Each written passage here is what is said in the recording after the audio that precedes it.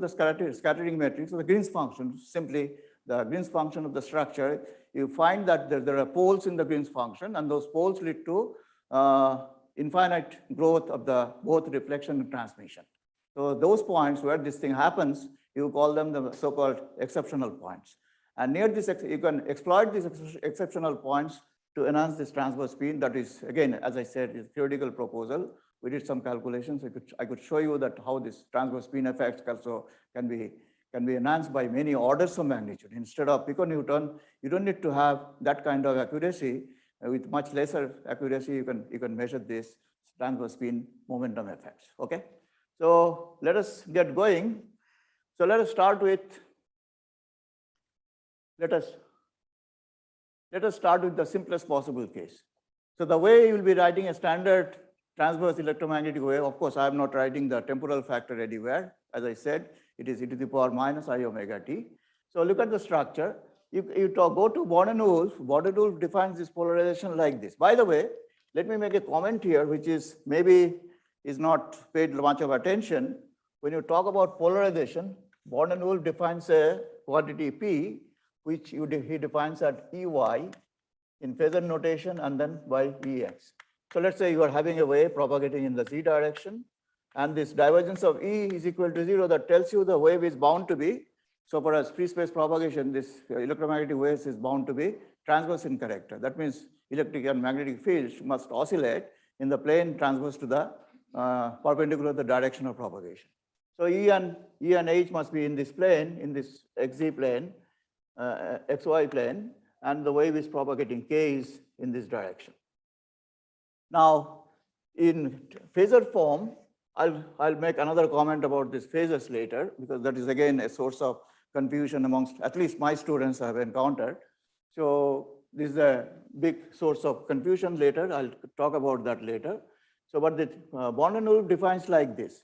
But the main point I would like to point out here, this polarization is a concept developed for plane waves.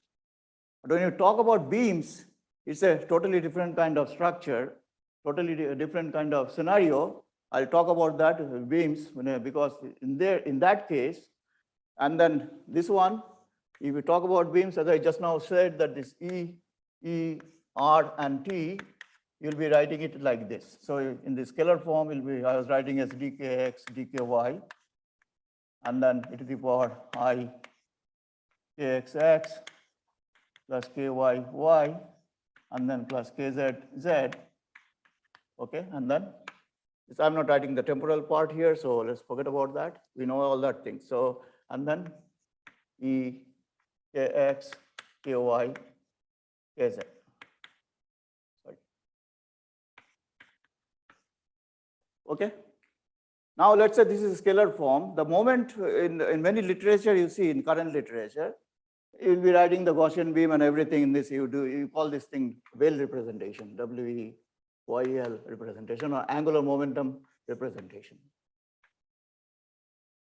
So that means if you have a beam, let's say you have a Gaussian beam or something, it's basically in K space, it is a spread of wave vector along this certain KZ direction. There'll be different wave vectors propagating in different direction. The moment these transverse components become large, this quantity, this KY and KX become large, this KZ can become complex, which I already discussed, right?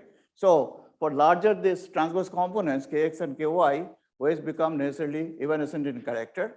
But then you need to, for actual rigorous treatment, you need to retain all these transverse components, and hence you are bound to include these evanescent components in that. Now let's say I want to talk about a vectorial theory.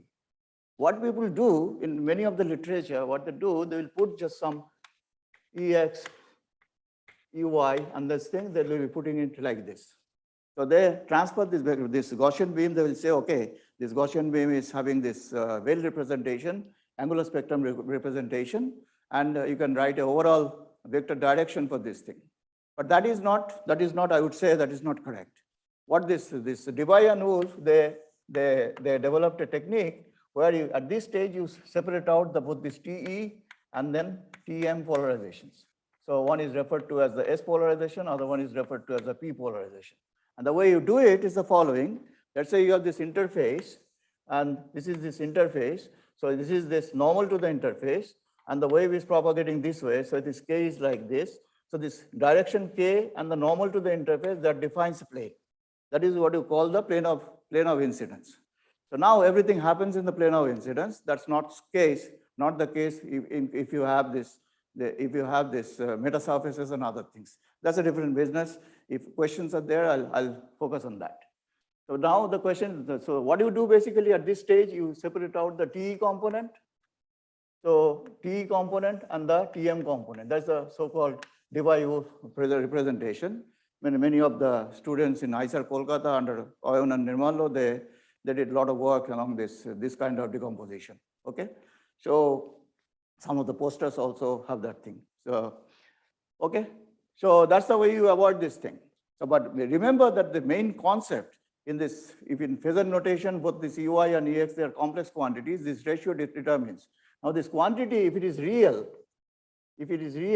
that means EX and UI, they are having the EX and UI, they are having the same kind of character. Either they are both real or they are both complex or this thing, but the ratio is real. In that case, you have this so-called linear polarization. If this quantity is complex, let's say plus minus I, it is plus minus I, you have the so-called circular polarization. In one case, right circular, other case, the left circular. And if it is just any arbitrary complex number, alpha plus beta I, in that case, in general, you have this elliptically polarized light. So, but in standard scenario, you can summarize all that. You can write this wave like this. This is X component, this is a Y component. This M is a factor which is related to the helicity of the beam. The imaginary part of M is 0. That means the helicity is 0. That will correspond to either X polarized or M is real. In that case, this will be X polarized or any arbitrary polarized direction in the X and Y plane. Otherwise, if the imaginary part is non-zero, that means it is complex. In that case, exactly in tune with this Borden-Wolf definition, if it is complex, then you are having this helicity of the beam, and that you define like this. So sigma 0 means plane polarized light, sigma plus minus 1 for circularly polarized light, sigma any other value 0 to 1, you'll be having this in general standard elliptically polarized light. Now, so far as plane propagating waves or homogeneous waves are concerned, of course, you can recognize this P, the momentum density, which is E cross H, that is going to be along this direction of K. Okay, so the momentum will be carried in this direction of K. If you talk about the spin, that will depend on the helicity of the seam. It will be again direction of K. It will be parallel or anti-parallel to the direction of propagation, but it will be depending on the helicity. For right circular, left circular, it will be having different directions. If right circular beam is having this S in this positive K direction, the other one, left circular, will be having spin in the opposite direction. Okay. Now let's say you look at this vector waves and this optical current. That's I'm now moving to Michael Berry's paper, which is 2009, and I do say it's really a seminal paper. Now here some confusions are there. Students often make this kind of some gap is there. Let's say any quantity, electric field or magnetic field, they are real quantities. They are observables. You can measure them. They are observables. But the way what you do in mathematics, to use mathematics, what you do, you use this phasor notation. What you'll be doing?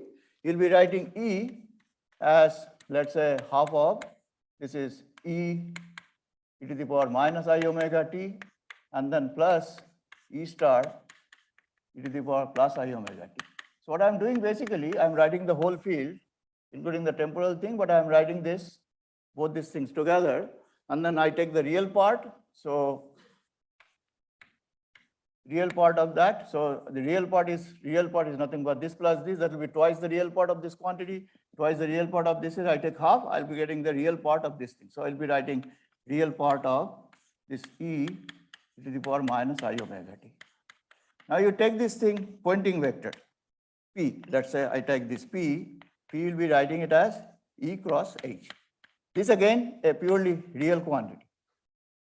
Okay.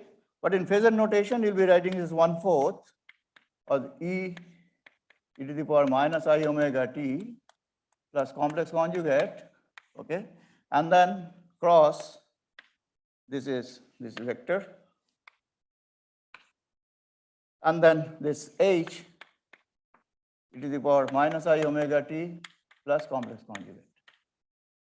Now you take the product. Of course, you'll be having terms like this, minus 2I omega t, and then plus minus 2I omega t. You do the time averaging, these quantities, they quick, because of quick oscillation, they go to 0. So you will be having only the cross term. The whole thing will be your nothing but half of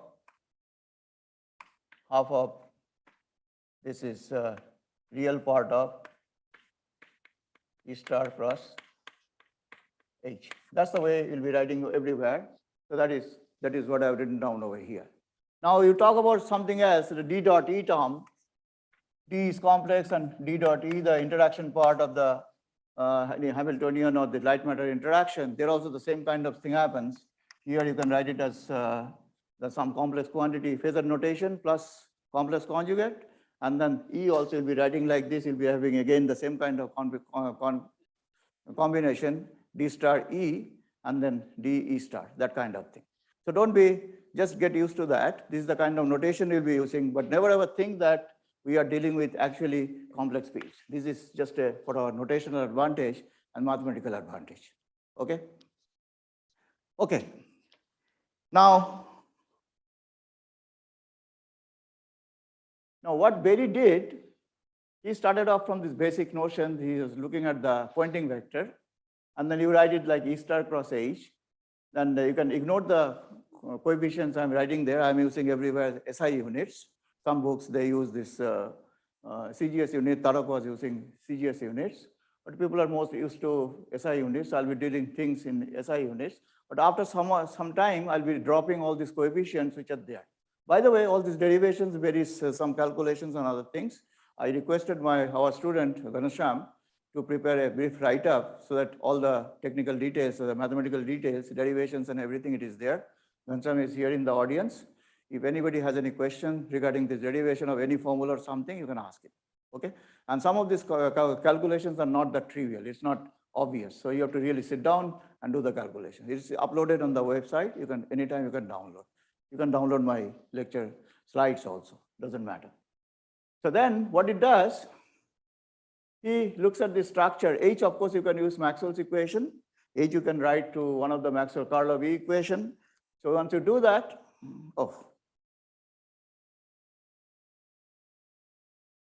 so you replace this H by Karlovy with these proper coefficients. And then you look at the structure of this quantity. You can break it up into two parts. One is this E star cross del E. I'll come to that thing to explain this thing to you. And bold letters means vector. And sometimes I'll be using vectors with this vector notation on the top, sometimes with bold letters. Del operator is always a vector operator. So keep that in mind. It's a capital or bold letters or this thing with a vector sign on top. Sometimes I've written it without vector sign, but it's always a vector operator. And then other thing is you can write it as the imaginary part of E star cross E. This is a spin and orbital part. As I say, the derivation details Ghanshyam has in his notes, that is there uploaded. So you can break it up into these two parts. One is the orbital part, other one is the spin part, okay? The main difference is that this has got no reference to the wave propagation aspects, whereas this one dependent on your system of reference. It can be intrinsic, it can be extrinsic, that Nirmalya discussed in great detail yesterday. So I don't want to highlight many of those aspects because already it was discussed in great detail, okay? Now, here I need to comment about this operator del. It's not that straightforward thing. It is I call it for the time being, for the benefit of you, I'll call it the Berry's del operator, okay? Because Berry extensively uses this operator in his paper. The meaning of this thing, this output of this quantity, this A nabla B, it is output is a vector, and the ith component of vector, you'll be writing it as AJ, BJ, this thing. This you can write in terms of the direct product of two vectors to one vector operator, other one, and or you can write it as to the tensor product or direct product. That's your preference, which way you want to do it. Okay. As I said, this one creates some complications in derivations, so it is not the usual standard thing. So you get used to that. So this will be x component, for example. You'll be writing it ax. This j and j must be the same. The repeated index. So it will be sum over the repeated index ax at bx, ay by, z bz. But the operator here is always the same. ith component will be depending on the ith derivative. Okay. So this is your del operator, which will be extensively used in all these studies. So now look at the structure of this thing. Look at the orbital part. If you really ask the question, what is the structure? I can treat it in the Dirac bracket notation. I can define a state vector where the three components of the field E, I can write it as three components of the electric field, Ex, Ey, Ez. I write it in a vector form. I'll be having this thing. In that case, I recognize this quantity. It can be easily recognized that it is the local expectation value of the momentum operator, momentum density operator, P. So this PR, you can recognize H cut, I set it to be equal to 0. So PR is just I times nebula. So you recognize this orbital part. It is purely connected to the local spatial variation of these quantities, and it definitely depends on your standard, which frame of reference you are using to define this quantity. So this is the meaning, physical meaning, and this is the direct connection to quantum mechanics. So there are a lot of papers depending on the quantum spinel effect and other things. So this is the basic notation they use. So this orbital part is treated as this local expectation value of the momentum operator. Whereas look at the other part, this spin part is slightly more complicated, which we are writing as imaginary part of E star cross E that you recognize as a spin, and del you recognize connected with the operator P. So you'll be writing a del of this operator, this ESE, and then so again A cross B, you can write it through the generator, which Bimalendu was discussing in one of these courses. So this S you recognize as the spin 1 particle operator. So this one you can recognize as the expectation value of the spin. So this next part, P spin, has total reference to the spin state of the particle. So you think about a right circularly polarized light or left circularly polarized light, they'll be carrying a spin in the direction of propagation, either parallel or anti-parallel to the system. So now with this understanding, the direct connection with quantum mechanics, you can form a fully quantum mechanical kind of treatment, formal treatment. And otherwise, you can go on classically and calculate the things and extract the results. So what I'll be doing now, giving some interpretation to all these quantities, P spin and P orbital. So let's now get into that business. Okay, now, by the way, this slide I showed, and when I wrote this slide, I could have done the same kind of exercise. Instead of writing H as curl of E, I could have written E as curl of H. So if I had done that, I'll be having the similar kind of thing, but everything will be expressed in terms of this magnetic field. So that is what Berry calls the electric magnetic democracy. So if you use this electric magnetic democracy, these things get a little bit, you have to add the magnetic field components. So that's what we do here. So electric magnetic democracy. So you'll be writing in that case 6 vector instead of 3 vector in standard R3. You'll be writing this 6 vector, not in Euclidean space, but in a complex. These quantities can be complex. So you'll be having the first 3 components of E and then 3 components of H, 6 vector. But still, you can talk about this orbital momentum and the spin momentum. You can break it up into the local expectation value of this thing with respect to the 6 vector. And spin also you can define again the same way that IP cross S, this thing. So you have this spin 1 operator, and you can write it as expectation value of the spin 1 operator. Okay. Next, what do we do now? Now include both this electric and magnetic thing. What this, as I said, that's the very called electric magnetic democracy. So we're using this thing, so you can write it full thing. This transverse, spin and the orbital part. You can write it in terms of this orbital part. You have the 2 contribution coming from the electric field, coming from magnetic field. Of course, this magnetic field contribution would be smaller in standard scenarios, except for strongly magnetic systems. And PS you recognize as curl of this spin angular momentum, and S you define as E star cross H, the electric contribution and the magnetic contribution. I'll show you this magnetic contribution plays a very important role when you try to decide what is the force acting on dipolar or more complicated particles. I'll come to that at a later stage. Okay, so with this goal, let us now try to look at the structure. Now I specialize to evanescent waves. I said the way you calculate, which I outlined, anybody can sit down for 10-15 minutes to derive all the expressions. You can calculate what is the structure of V. So now let's say I take a structure where the wave is propagating in the Z direction. So the surface is this is Z and this is your Y, and then X is the transverse direction. Okay? So surface is, this is the surface. So I'm talking about a wave which is a surface wave. It could be a waveguide mode, it could be a surface plasmon mode, it could be evanescent waves, doesn't matter. It is only details, there will be differences in details, but the character, genetic character will remain the same. So I'm talking about an evanescent wave which is propagating in the Z direction, and it is this wave, total wave vector is a complex wave vector. So it decays in the X direction. So that means in the transverse plane it decays and then it propagates along the Z direction. And now if you look at this starting this vector, the field amplitude, it will be having X component, Y component, as well as a complex Z component. This is the crucial thing. There is a complex Z component there, and then purely imaginary Z component, and it depends on what is the transverse wave vector, which is purely imaginary. This kappa is purely imaginary. Okay, here this kappa is real, so the I kappa is purely imaginary. So the whole wave vector in the this scenario is a complex wave vector. And M figures here, this M decides whether you are dealing with which helicity you are dealing with. So I'll come to that later. Okay, so now you can see that here this wave is again, let me remind you, it is propagating along the Z direction, and it is decaying along this decaying along this X direction, and the structure of the vectorial structure of the wave is given by this. So it has all X, Y, and Z component. Is so this thing, and there is another main point here is that there is a 90-degree pi/2 phase difference between X and Z component. Now let me go back to simple scenario. Let's say you have a circularly polarized light. Why the wave is circularly polarized? You'll be writing circularly polarized light.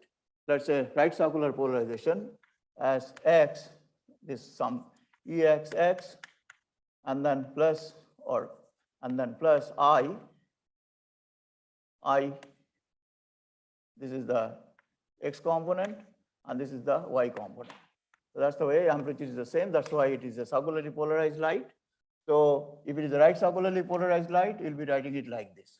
So now, this tip of the vector, let's say this is my X direction, this is my Y direction. So one component is lagging behind by this factor pi/2. So that leads you to the rotation of the vector in this transverse plane. As the wave propagates in the Z direction, deeper in the board, the tip of the vector rotates in the clockwise direction. Now I have a similar scenario here. But now it is not in the XY plane, the rotation. Now it is rotation in the XZ plane. There is again phase difference of I. That means now I'll be talking about wave is propagating in this direction. Wave is propagating in this direction, and that means I'm talking about the plane of incidence. My plane of incidence like this. This is Z direction. This is my X direction. Now this component and this component, there is a phase difference of I between them. So the wave will be, tip of the vector will be rotating like this as it propagates.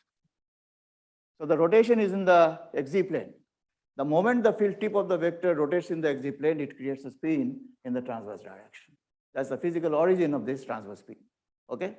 So this rotation, again, the main crux of the matter is that there is a 90-degree phase difference between both the components in the XZ plane. That means in the plane of incidence, and this rotation in the plane of incidence leads to the circulation of the vector in this tip of the vector in this XZ plane. That leads to the genesis of the transverse spin.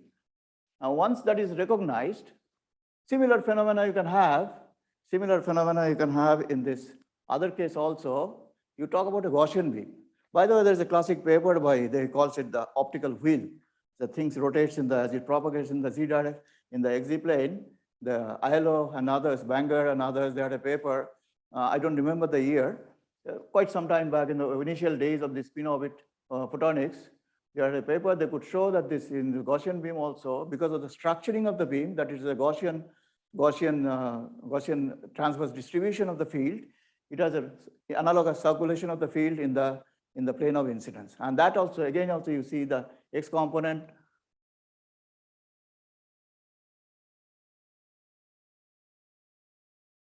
So X component and Z component, X component and Z component, they're having this phase difference of pi by 2. And then that pi by 2 phase difference leads to the rotation, again in the XZ plane, in the direction. Now we don't talk about plane of incidence because you are talking about a Gaussian beam. Any direction, any cross section you take of the beam, you'll seeing this phase difference between the X and Z components. That will lead you to the rotation of the vector, field vector, and that will lead you to this transverse beam. So the feature is generic. It can be in Gaussian beam. It can be in this any other wave. We have given the examples only for 2 cases. One is the evanescent wave. Other one is the Gaussian beam, but I claim that this is generic phenomenon. Whenever you have in the transverse in the longitudinal direction, you generate a wave a field component which is complex, purely imaginary in character, so that it is different from the transverse components. You have this rotation of this kind of rotation in the plane of incidence, and hence you'll be having this generation of this transverse beam. So now we understand, yes. So this can happen in non-paraxial beam. Of course. Any generic case, non-paraxial beam, paraxial beam, it will be always there. The origin is this purely, as long as you have this purely imaginary component in the longitudinal direction. Right. That's true. Okay. So we move on. So I tried to summarize this thing. This is just like in elliptically polarized light in transverse plane, what happens, there is a phase lag between X and Y component. Here also you have the phase lag between X and Z component, this rotation, and that rotation leads to the rotation of the field vector, and rotation of the field vector leads to the generation of this transverse beam. Now there are very striking consequences. I'll try to concentrate on the striking consequences. Okay, let's start with the simplest possible case, the transverse beam. Let's now have a look what happens in case of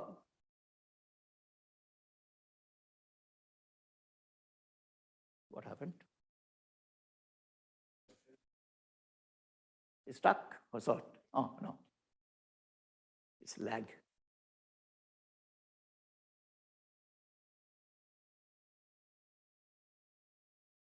Okay, so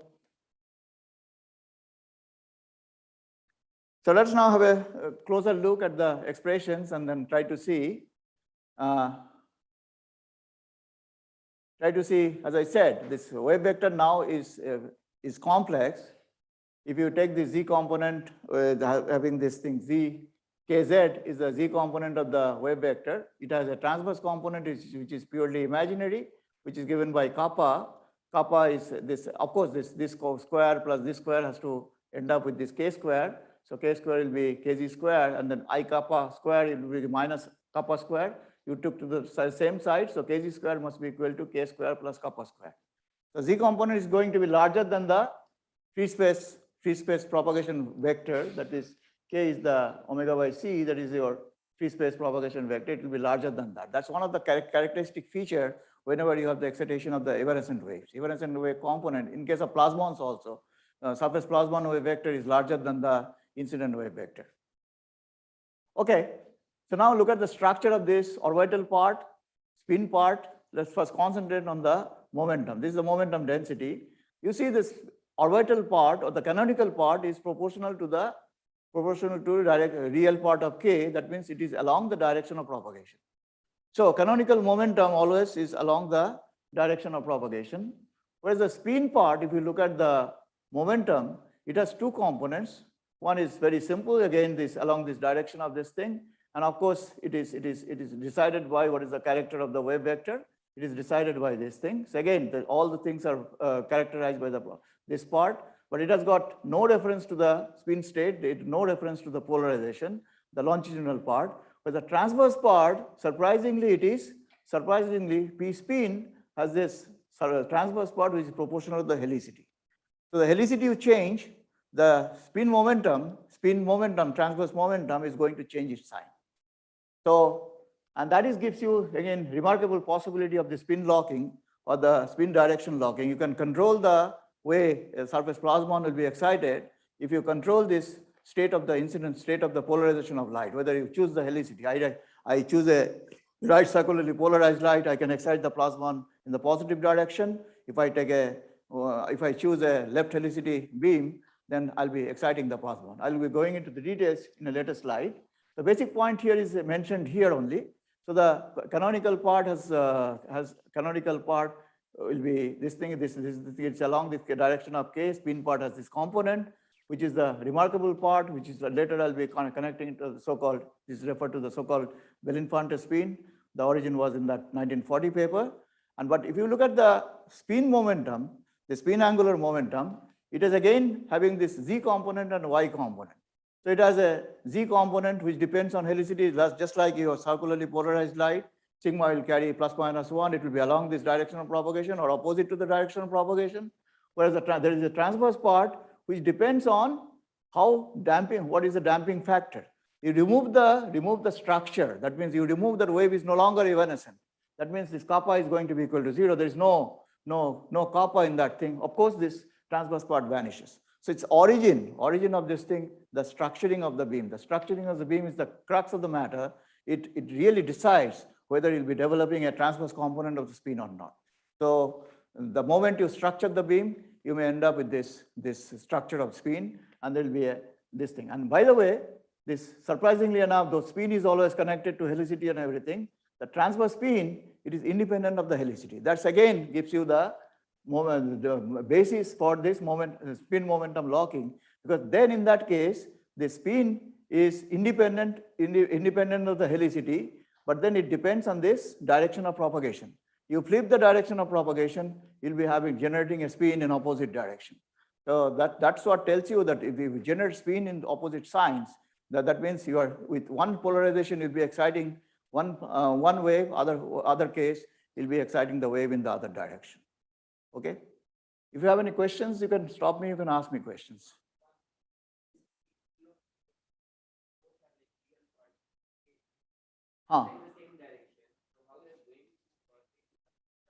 No. You look at this thing. It's real part cross imaginary part.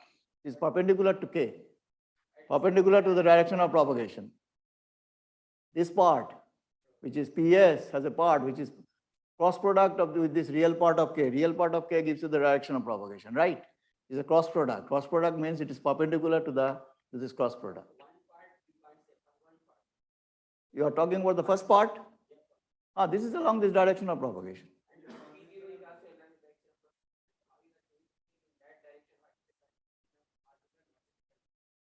No, see, this is that I already said that this one is the orbital part, which is straightforward, which is directly proportional to K.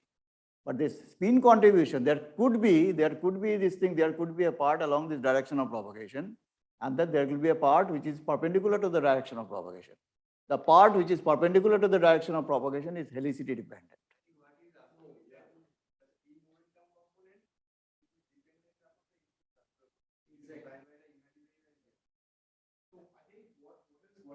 No, I didn't ask the question. Get the question. Yeah. So what is origin? What is the origin of that? One is causing this type of. Right.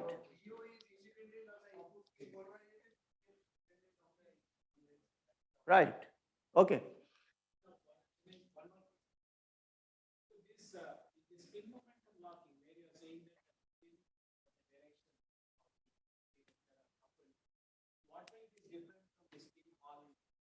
Oh, a big difference. Phenol is basically a orbital angular momentum getting transferred into spin momentum. That's what Nirmalya discussed yesterday. But this is quite, I'll come to that later. Just a minute.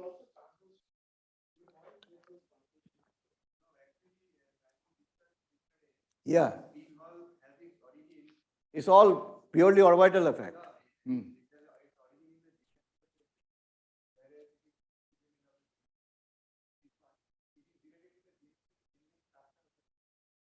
Okay. Okay, so we move on. So this is the actual this dependence on this sigma and the dependence on the direction of propagation we have to remember to some extent. Else I'll come back to this slide later. And the main character you have to remember in case of evanescent wave, you have this structure. This total wave vector is a purely complex kind of character. Now I move on to transverse spin and then nature and consequences. The transverse spin we saw. This part, I'm looking at only the transverse part of the spin. It is not the longitudinal part. I'm not looking at this longitudinal, the sigma dependent part. I'm looking at the transverse part. So the transverse part is real part of k cross imaginary part of k divided by real part of k square. And you translate it in simple language in our geometry, it is kappa divided by kz, and this it is directed along this y direction. Is a perpendicular to the plane of incidence. Now look at this. Of course, it depends on the direction of propagation, kz. What is the direction of propagation? If you flip the direction of propagation, the transverse spin is going to flip its sign. Let's clearly picture this. Picture is taken from one of Bloch's paper, and one of Bloch. I cited all these papers at one slide, so I'm not separately putting them in the different things. So the wave is propagating in this direction. It will create this thing. So these waves are evanescent here. So because of this evanescent character of the wave, we'll be creating a transverse spin in this direction. Okay, you flip this direction, this kz, it will be this spin will be pointing in the opposite direction. Surprisingly, this kind of transverse spin can exist even for TE and TM. It does not carry any helicity. It need not carry any, because this TE and TM, TE means what? You can take this m to be infinity, you will be ending up with this TE polarization. Look at the original expression, 1 plus m x plus m sigma times m divided by square root of 1 plus m square. You'll be ending up with this. Even those waves, the TE and TM also will be having normal to XY plane, there will be this transverse spin effect. So even the standard surface plasmons or something, they carry this thing even for TE incidence or TM incidence, not that circular polarization incidence has to be there. So a generic feature of structured light, as I said earlier also, is imaginary longitudinal field component that is the source of this transverse spin.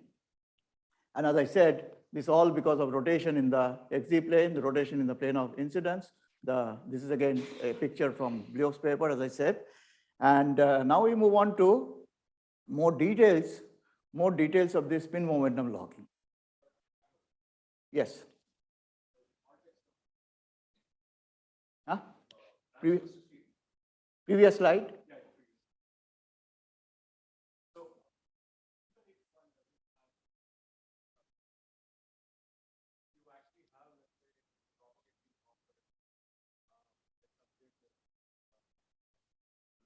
If you don't have structured light, kappa is 0.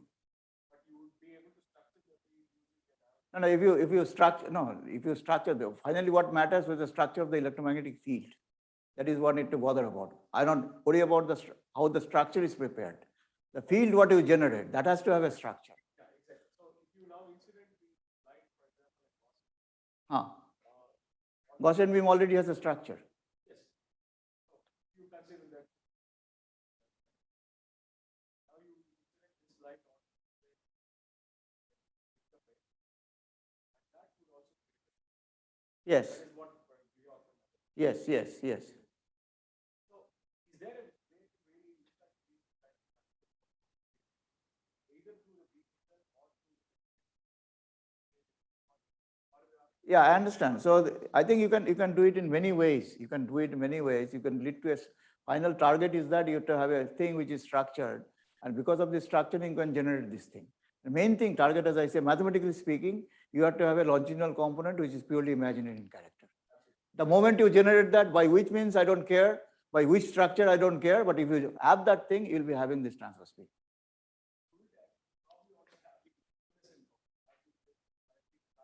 No, that is an example. This is one simple example. You can do the algebra, you can do all the mathematics, you can show clearly, okay, this component is along x direction, this is along z direction. You can show that. You can do it for any vector beam also. In many of our papers, we have done the calculation with vector beams, okay? And with those vector beams, of course, you can't do this kind of simple algebra. With the Laguerre-Gaussian beam and vector beams, we have done that exercise, okay? Okay, so next thing what we do, let us now look at the spin momentum locking. So of course, we understood that this transverse spin angular momentum, that depends on the direction of propagation, whether this kg is positive or kg is negative. Okay, of course, the surface plasmon can be there can be waveguide modes, as Pavan was asking. You can generate it by many other methods. There are several papers where they talk about the interference of counter-propagating waves. Bliok has several papers like that. In many other systems also, they generated this kind of thing. We also looked at many different geometries. I'll give some examples if I come to our work. So if I come to that part, I'll give some details on that. So once you do that, of course, this I can have a situation with the surface plasmons or waveguide modes I can excite where I have a transverse decay or transverse structuring of the beam that will carry this transverse spin angular momentum. And then, of course, here I need to recognize the fact that this TSAM is attached to the propagation direction. So, and then you can have this quantum spin-Hall effect and spin momentum locking. The basis of this thing, let's say you can think about a very generic kind of experiment. And the generic experiment is that you take a circularly polarized light. Of course, the circularly polarized light carries this ±1 sigma helicity. That means along this direction of propagation or opposite to the anti-parallel to the direction of propagation.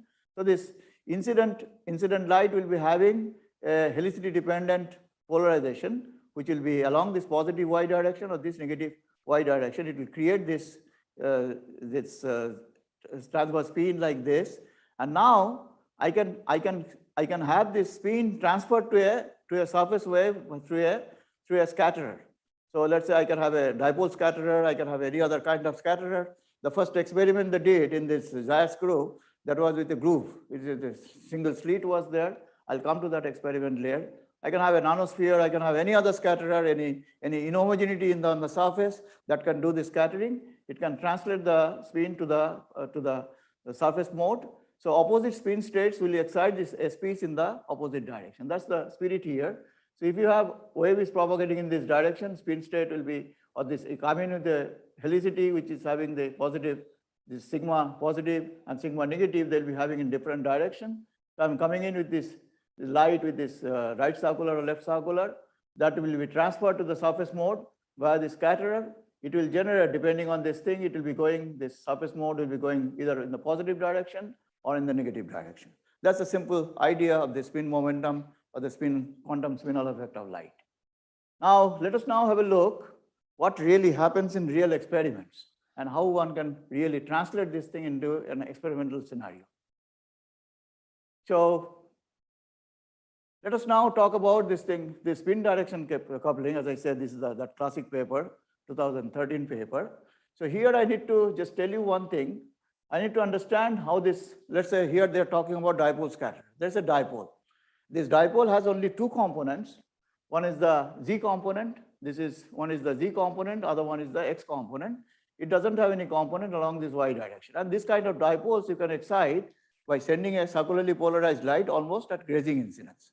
So almost near the surface, you send a light, it will be polarizing the dipole, either it's right circular polarization or the left circular polarization. If you do that, this HY, what I've written down is HY, it is just the Fourier image, Fourier transform of this H, which is, you can write H as a function of Kx, X and Y. So you are doing a Fourier transform, Hxy. I'm not writing this thing, so it is integral, this dkx e to the power I kxx and hy, hz, this is this thing, hy, this kxx, hy, kz, and then x, this kz, kzz, okay, I kz, and then this is z, okay, or I've written it down there, okay. So I'm writing it I kz z, and then kz, and then this is kx, and then z, okay. So this is your transform. I'm looking at the Fourier spectra. So that's what I've written down here. That is what I've written down over here. So if you look at this, you can, this is both the dipoles, Z-oriented and X-oriented dipoles will be contributing to that. And this is I think. Now let me tell you one thing, a Z-oriented dipole can never emit in the far field. So of course there will be some far field radiation from this dipole and the near field radiation or near field pattern. So if you look at the far field thing, of course the Z-oriented dipole can never emit in the Z direction. That is clear because for Z orientation, there is no X component, the Kx is equal to 0. So this part doesn't contribute at all. Now, If you talk about near field, of course, this kx and kg, they are not, one of them is purely imaginary. So this quantity is going to be purely imaginary with a plus or minus sign depending on the direction of propagation.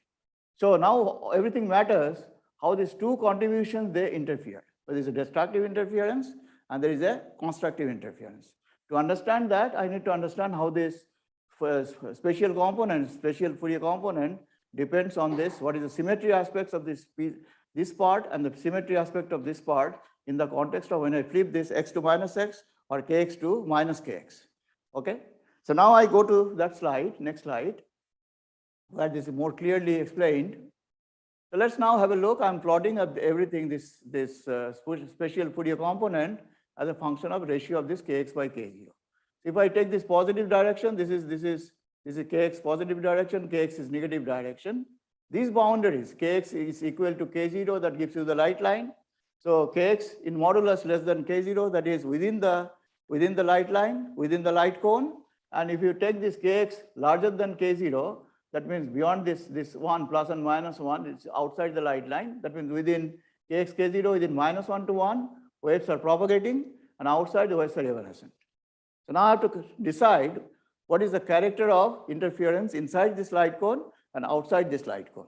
Inside this light cone, as I say, both this kx and kg, they are real. You don't have any problems. This kx and kg are real.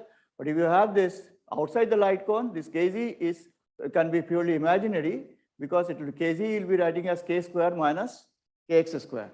Okay, and k square minus kx square.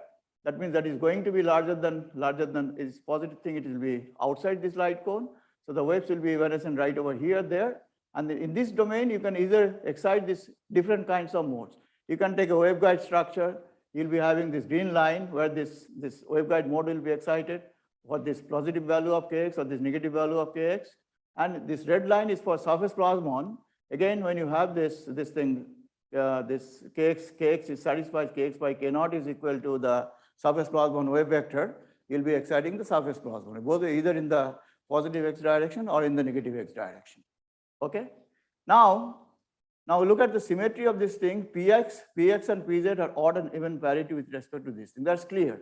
So if you have this kx positive and then kx negative, this one flip sign, whereas this px doesn't flip sign. And this minus and plus sign depends on whether you are looking at the fields above the dipole or below the dipole. Okay. That is very clear, because the dipoles have to radiate, and the radiation away from the dipole is bound to damp. That's the reason you have to ensure that infinity there is no excitation, so that the field damps away. So you can talk about the far field radiation pattern. We will be having purely transverse character of the waves. It is IK by R, that kind of dependence. Else near field there will be some this thing. Now what I try to point out here, this interference can be destructive on the positive kx side, and interference can be constructive in this negative kx side. So here you see the the constructive interference, and here you have this destructive interference.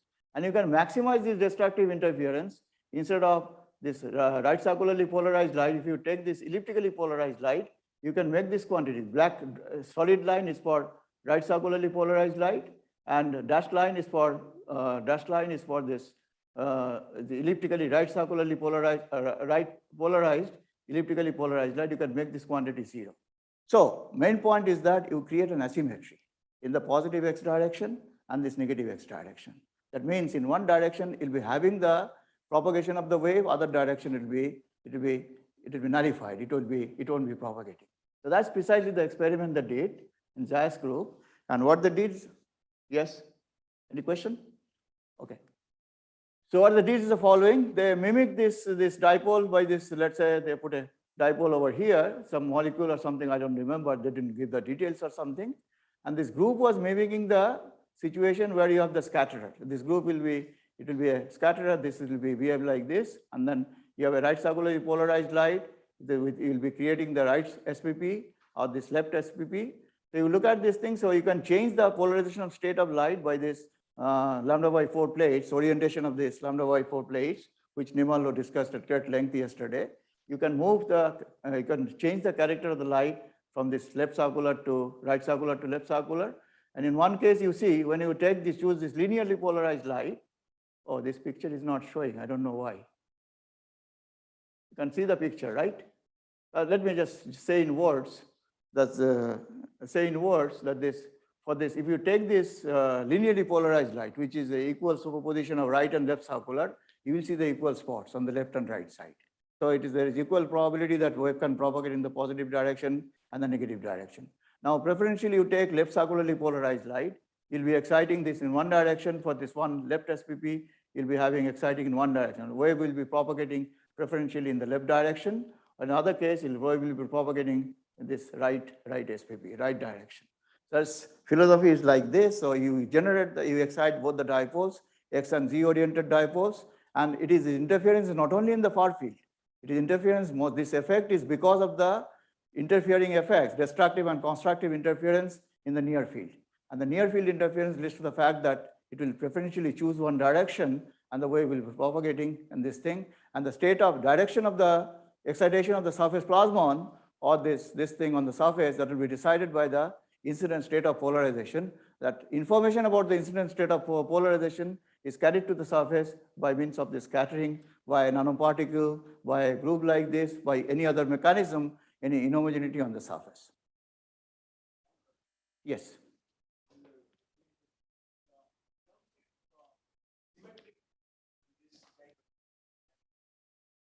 Good question. Yeah. Yeah. So see, both this Px and Pz, they are having the same symmetry. Pz symmetry is obvious. Pz is pointing this way, X this way, that way, doesn't matter. Px is slightly more tricky. Px, when you flip from X from plus to minus, Px will flip sign, right? But that is compensated by the temporal factor. I omega t take pi, then it is the same thing. So the Px also is not affected by the X to minus X. It will preserve singularity. So what you are worried about now, overall effect, the field what is created by this thing, whether they are symmetric or anti-symmetric. That's what matters. That's the reason what it decides. In near field, you can have this interference on one side, constructive interference, other side destructive interference. That preferential choice that decides which way the wave will be excited. Yes.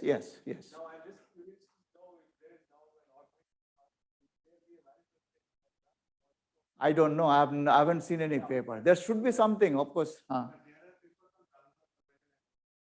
Oh, I have never seen those papers. Otherwise, I would have highlighted some of that. Okay.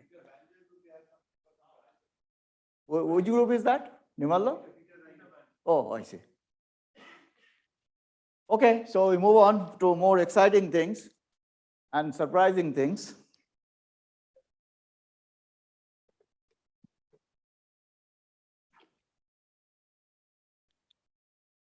Okay. So this is so far as this surface, the spin direction locking is concerned. Now let us concentrate on the momentum, spin momentum and this orbital angular momentum. So first look at the canonical part, orbital part. Okay, if you look at the structure of the canonical part, again, the Berry operator is there, Del operator is there. You can calculate for this evanescent waves, which you have in case of total internal reflection. You'll be writing it like this, okay? It will be, you can write it will be going along this positive k direction. Real part of k depends on that will decide what is canonical momentum, what will be there. So of course, this is related to the gradient of phases of electric and magnetic field, that is clear. It's all related to the Del operator, so it is a gradient interface associated with the local wave vector, because you remember that is the local expectation value of the momentum operator. So that's how it's very easy to understand what is the origin of this term, what is the interpretation of this term. But things are not that simple in case of this other spin momentum. Let's look at the structure of the spin momentum. There, the structure of this S, already we saw that there are going to be transverse components, S. So spin momentum will be depending on this thing. So you can calculate. There will be a Y component, which is the transverse component. Other one is the Z component. Z component again depends on the structuring of the beam. It depends on how the wave decays. This kappa is there. And then of course it's proportional to kappa. As I said, all these calculation details are there in Ghanshyam's notes. You can look at that. You can ask him questions also if you get stuck with this thing. So this thing that this total spin momentum, it will be having two components. One is due to the canonical, part. Other one is the transverse part. And this transverse part is the one which is truly enigmatic. In what sense? So enigmatic, in one sense, it is you have a situation you generate by this transverse spin is there, transverse spin momentum is there, and that is what you call the Belinfante's momentum. As I said, this is the classic paper by 1940, which is, as I said, it's a very, very difficult paper. At least for me, it was a difficult paper, and I still don't understand, as I said, all of it. But the crux of the matter I do understand. So that's what I'm trying to tell you, that there will be a transverse spin, and the transverse spin is going to be helicity dependent. That's the crux of the matter. You have a spin component which is transverse, and it depends, it senses the helicity of the incident light, whether it is right circular, left circular, which way it is polarized, right polarized or left polarized. Now, once that is the case, then he called it, he said that this intrinsic, this generated by the intrinsic SAM, all this spin angular momentum is always intrinsic. Nirmalya also mentioning yesterday, because there is nothing extrinsic in this problem. So it cannot be associated with the propagation effects. And the one other thing is that the P spin, the structure is curl of something. You know, the divergence of curl is always 0. So this divergence of this spin momentum is also going to be 0. The field is solenoidal. And the moment the field is solenoidal, you know, it cannot carry any energy along its direction of propagation. Okay. So this spin momentum, it cannot carry any energy. That's another lesson we learned, because of the structure of this divergence of curl is 0. So the divergence of spin is 0. It cannot have any source. So it doesn't carry any energy. There is no energy transport in this thing. So Belinfante argues that it cannot carry any energy. Let us see now. We can make this transverse spin exert any force on a dipolar particle. So that calculation is much more tough. Okay, I'll come to the details, little bit details, but that some of the part of the paper we didn't work out. I leave it to the students to work it out, but the paper is there. You can go back to this very nice paper by Nieto-Vesperinis and others.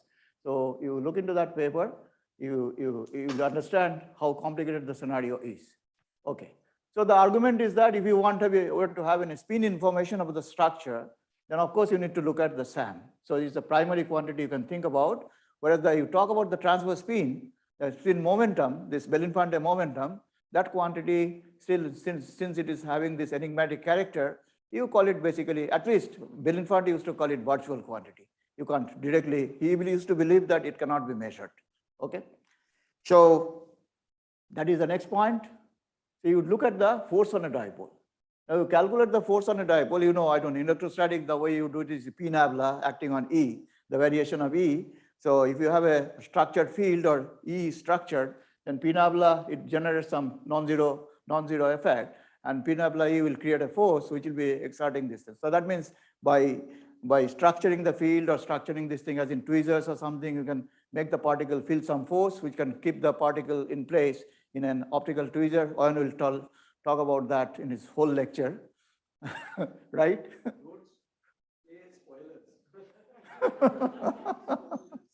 Okay, so he has got a lot of experiments and theory on that, so he will be talking about that. So I'm not getting into those details, but I'm just trying to point out what are the actual scenarios. And this is the thing, you calculate this P nabla, but now this nabla is again a Berry operator. So you need to little bit careful to calculate.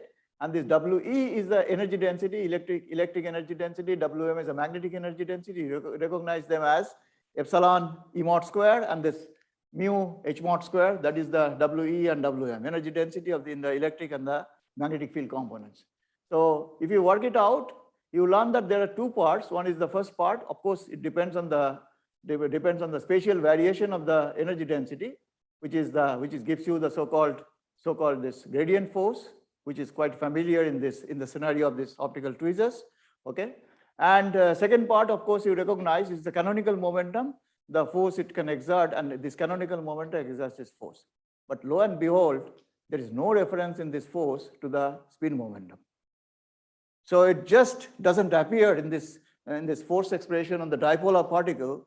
The spin momentum doesn't figure, and hence Belinfante believed that this thing is not measurable. It is an elusive quantity. In order to retain the mathematical structure, mathematical integrity, you need to assume that this is bound to exist, but at the same time, you can't measure it. So he used to call it, all through his paper, he used to call it this Belinfante momentum to be an elusive quantity. Okay, not observable in dipolar light matter interaction. So that is the consequence.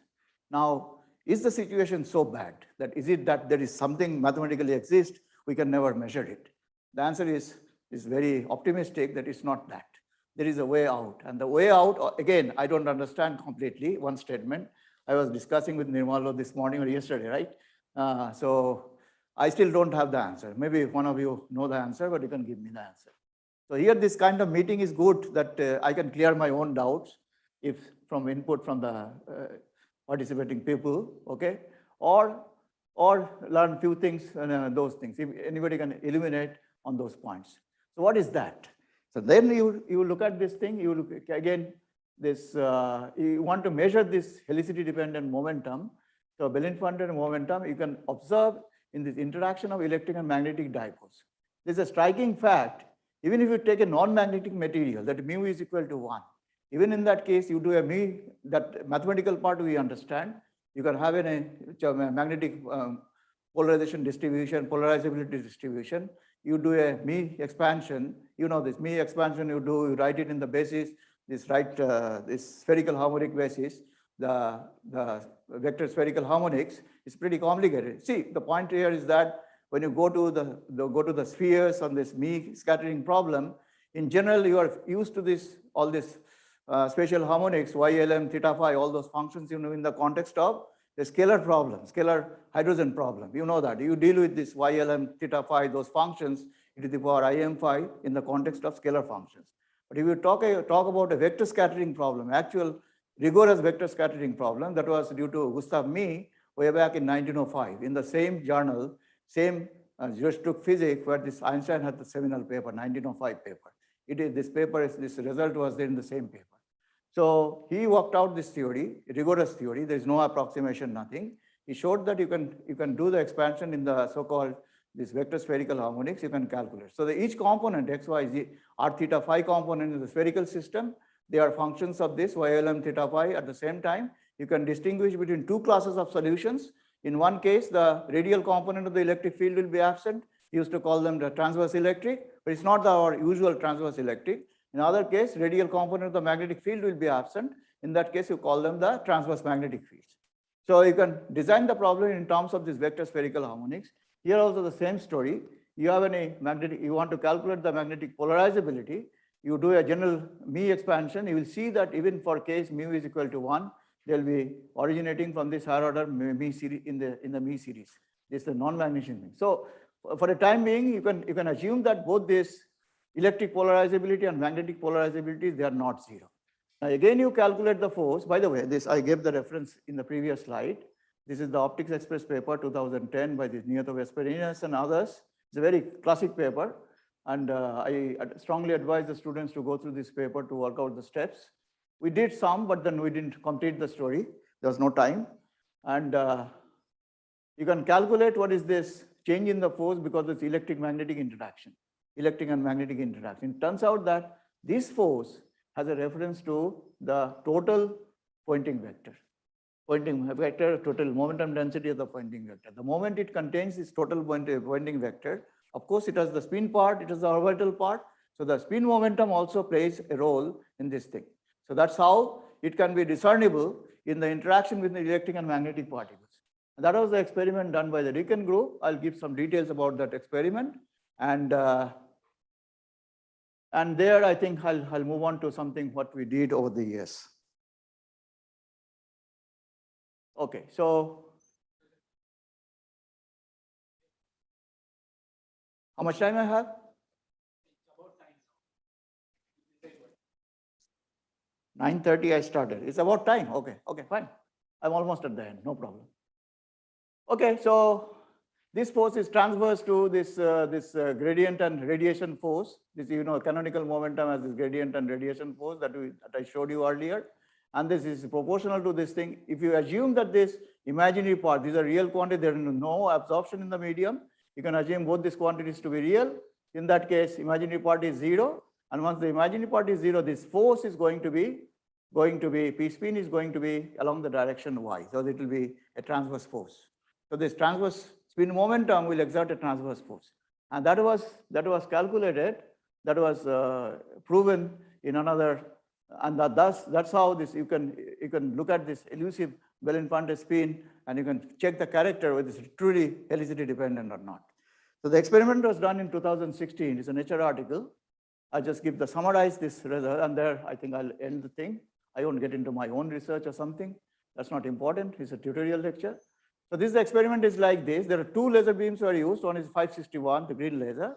Other one is 660, which is a red laser. And this red laser was the actual beam which created the spin and the transverse spin and all these other effects. And the green laser was used to just to monitor the shift of this thing. The very first thing they did, they made a nano cantilever. This nano cantilever was able to give a resolution of femtonewton. The resolution scale of this nano cantilever was this femtonewton. So any small displacement here of this nano cantilever could be measured by this. So this green laser beam was deflected by this nano cantilever and was falling on a quadrant detector. Gopal can give you more details on those quadrant detectors. They use it regularly in their lab. Okay.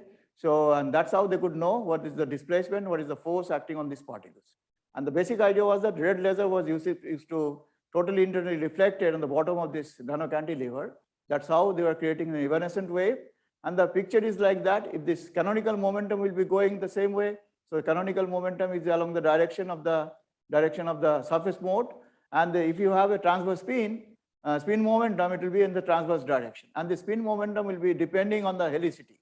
So they measured what is the canonical force, what is the canonical displacement, canonical force along the direction of propagation, what is the transverse thing.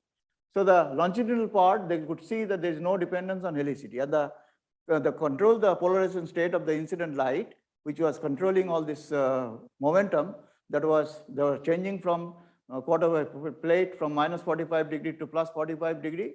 So right circular polarization they'll be having at -45, left circular +45. So when they changed the state of polarization from right to left circular, there was no change in the direction of this force, which was acting in the longitudinal direction. So this is the canonical contribution, which is insensitive to the spin, whereas they looked at the transverse component. This transverse component, they changed from right circular to left circular, it changes directions. So look at the values. It is 0.8 piconewton. So that's the kind of force you have. That's the kind of force you need to measure. That's the kind of accuracy you need to have in order to go for this kind of thing. Initially, this picture was very pessimistic in the sense that okay, if I have to talk about this Belinfante spin and spin momentum, I have to measure them. I need to be having a super sophisticated equipment. It took them 3 years to develop the nano cantilever and to develop that experiment in Riken. But finally, they achieved that. It was in collaboration with some UK group. That's a different story. But they could do that. They could do this thing. But now there are other proposals with this focus beam and focus particle coupling through nanoparticles or something. They were able to measure this transverse spin in many other experiments. One might be having something in his arsenal to talk about this transverse spin in our optical tweezer systems in ICER. Okay. With that, I'll end. I'll take your questions if you have.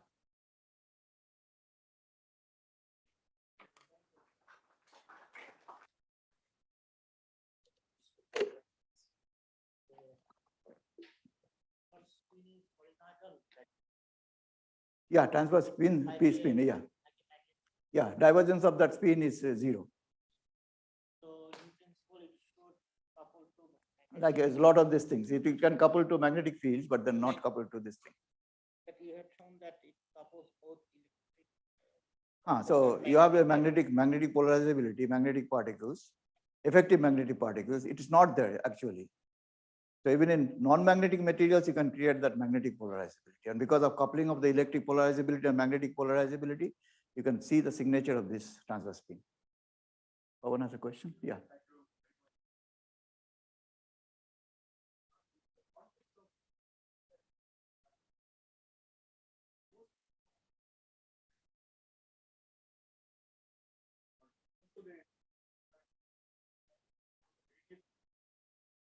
Yeah, you mean the far field.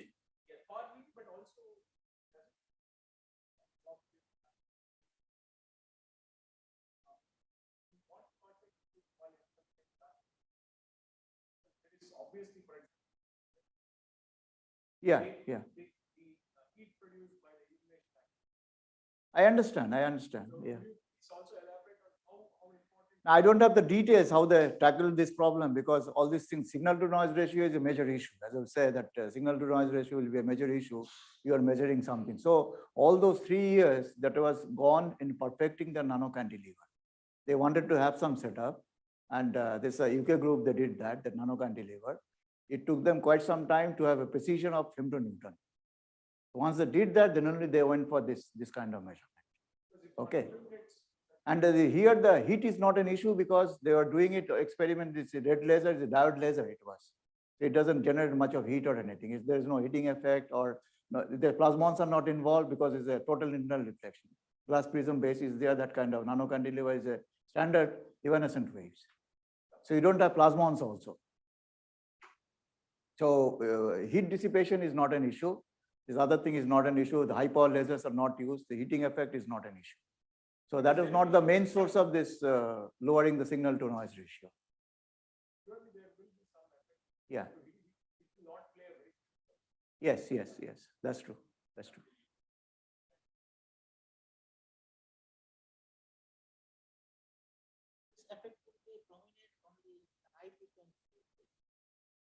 No, the frequency is not the issue here. Frequency. Kappa is what? Kappa is this transverse decay factor. So no, kappa not. You don't think about that way. So what total wave vector you will be writing? Kx plus ky, right? So you look at this kx and kz. So kx squared plus kz squared, that is equal to k squared in the plane of incidence. Now you are taking in kx, it is purely imaginary. So the kx squared you will be writing as minus kappa squared. That's what we are doing.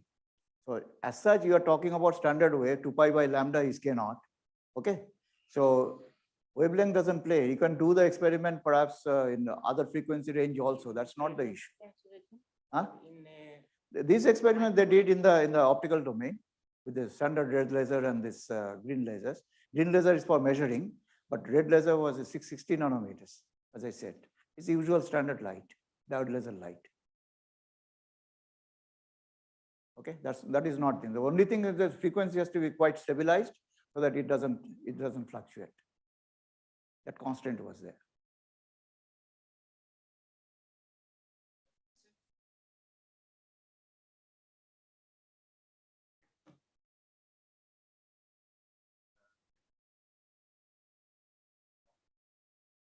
On top, that is it touches the surface. That's how it senses this. What is the force acting on created by this surface?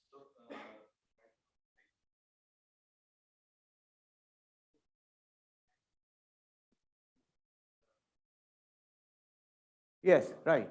That's how they measured the force. The movement of the cantilever was measured by the green laser. Yes. So if you have helicity, it moves this way, transverse direction, or it moves this way. That's what they measured. What?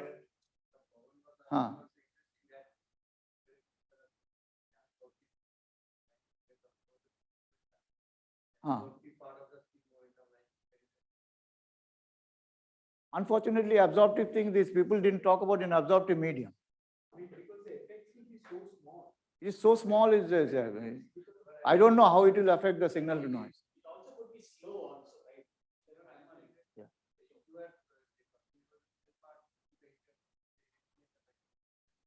right?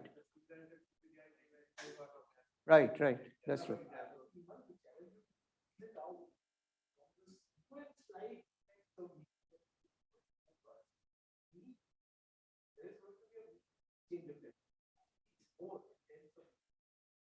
Millikelvin. I see. Okay. You would be knowing better. I don't know.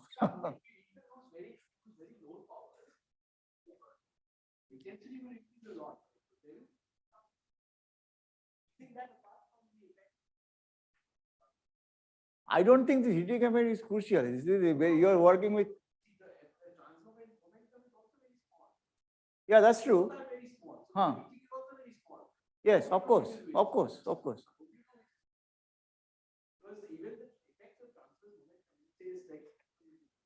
Yes. Not even hundreds of pentoners.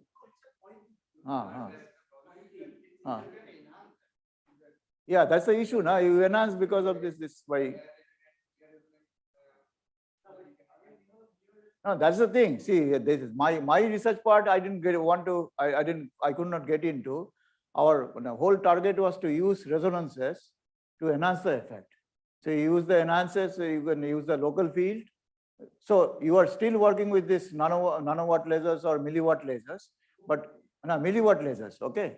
No, I mean the low power lasers. You enhance the local field so that you are discernible with that. And you can bring down this by 3 or 4, 5 orders of magnitude.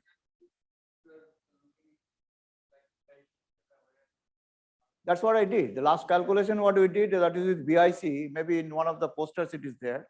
Ghanshyam has a poster. So in BIC also, this Gopal is also involved in that research. Okay, so in BIC, you play around with BIC. You have the BIC is infinitely narrow resonance. That's the crux of the matter. This PD symmetry exceptional points, again, in a zero width resonance, you can enhance the signal. And once you can enhance the signal, you can make these effects visible. I'm sorry to interrupt this exciting conversation. Yeah. The session. Let's thank from the other side. Thank you.